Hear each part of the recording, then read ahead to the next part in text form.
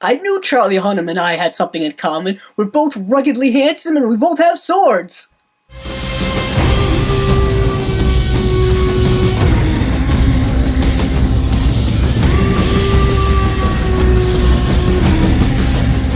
King Arthur: Legend of the Sword is directed by Guy Ritchie, starring Charlie Hunnam, Jude Law, Eric Bana, Jimon Hounsou, Aidan Gillen, and Astrid Berge Frisbee. And before I get into this review, I just want to specify that there will not be any plot spoilers. This film is a new adaptation of the legend of King Arthur and his Knights of the Round Table. In this film, Arthur's throne is taken from him when he is just a child by his evil uncle, portrayed by Jude Law, and when he grows up, he plucks the famous Excalibur sword from the stone, which prophesies that whoever pulls that sword is the rightful king of the realm. And this film is about Arthur trying to reclaim his kingdom. When I first heard that Guy Ritchie was going to direct a King Arthur film, I had certain trepidations about it, because if you are familiar with Guy Ritchie's work, he doesn't really do these large blockbuster type films. Granted, he has done some larger budget films in the past, especially his two Sherlock Holmes films, but he has typically gotten his start and done his best work doing British gangster films, very stylized British gangster films, and in this film you see a lot of his stylization put into this fantasy world.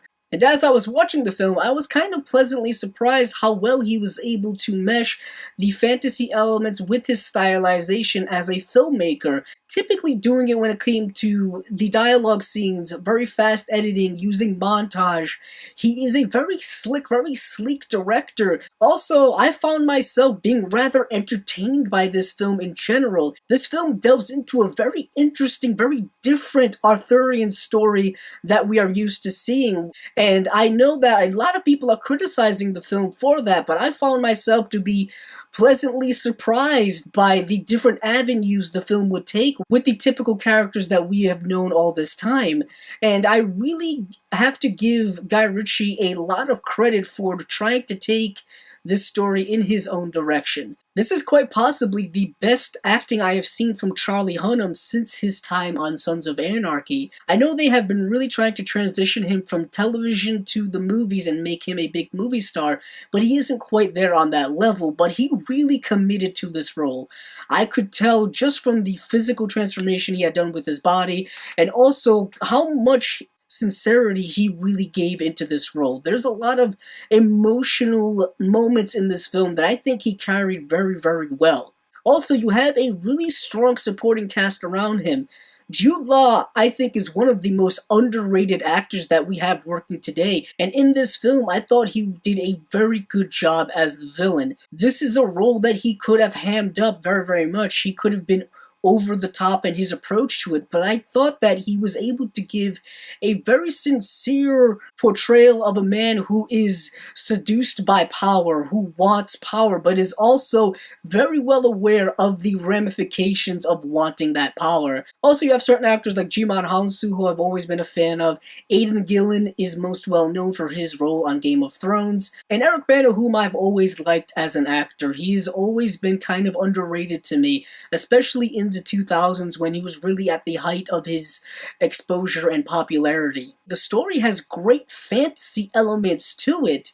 The problem is that there is a lot of elements in this film that need to be introduced to us as an audience. We are really thrust into a large, expansive fantasy world, and of course, if you're familiar with the entire fantasy genre, you know that typically these movies take a lot of time world building, and the thing with King Arthur is that it didn't take the time to do that.